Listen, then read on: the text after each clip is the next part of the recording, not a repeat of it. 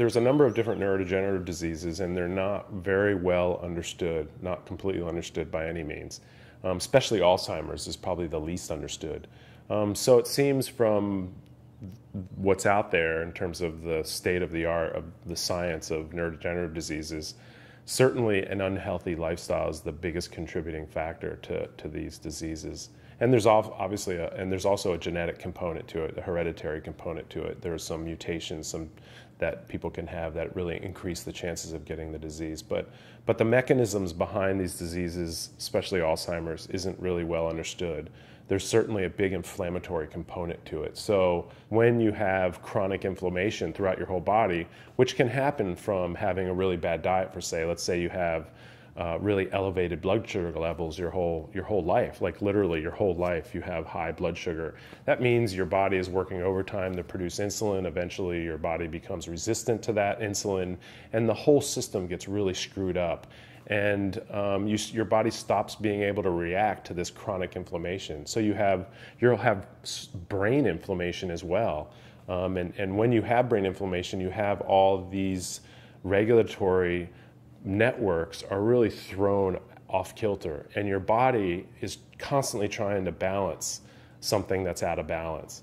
And it's not like you're changing your diet or you're changing the way you live, so you're not even giving your body a chance to actually correct those imbalances. So eventually, and that's why these are diseases of aging, so eventually your body won't be able to keep up. And you really start to see that in your 40s, 50s. If you're really overweight and unhealthy, your body will start to break down. You'll start to get these chronic diseases of aging. So if you have lived for decades in a very unhealthy way, it's going to be extremely difficult to counter that. So to treat a disease like Parkinson's or Alzheimer's or just general dementia is going to be incredibly difficult when you're at the end of your life, when you're in the twilight of your life. When you diagnose it, so the huge problem in terms of pharmaceutical intervention, in terms of developing drugs to treat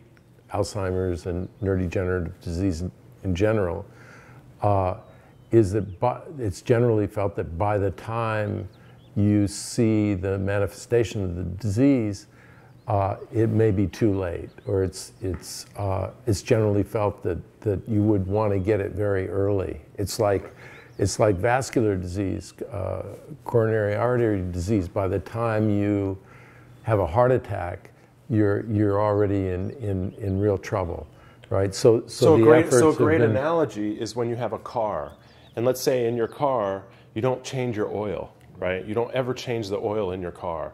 And so, if you do that for a couple of years and then you start changing the oil, your engine is going to be, well, you'll be a lot better than, let's say, if you went the whole time. Then all of a sudden your engine blows up and you go to the mechanic and you go, well, you can fix this, right? And obviously the mechanic, is going to have a lot harder time, as opposed to if you changed your oil regularly, and then you probably wouldn't even need the mechanic. Eating healthy, exercising regularly is like changing the oil in your car. And taking Me Sports is like changing the oil in your car. What it does is it balances these signaling networks, these metabolic networks that regulate inflammation, that regulate brain health, that regulate just overall general body health. And so by taking Me Sports and by eating a healthy diet and by exercising regularly, you're maintaining the vehicle of your body.